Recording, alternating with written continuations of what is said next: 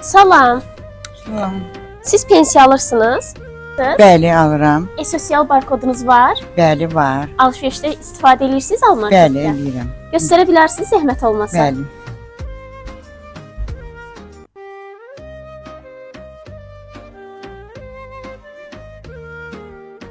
Sizi təbrik edirik. Çox sağ olun. Çox Siz sağ olun. Almarketdə sosial barkodu ilə alış-veriş etdiyinizə görə Almarket tərəfindən bu içi dolu ərzaq səbətini Ramazan ayı münasibəti ilə hədiyyə qazandınız. Çox sağ olun. Təşəkkür edirəm. Minnətdaram sizə. Həmişə belə nə bilim sovqatlar qismət olsun hamısına bizə.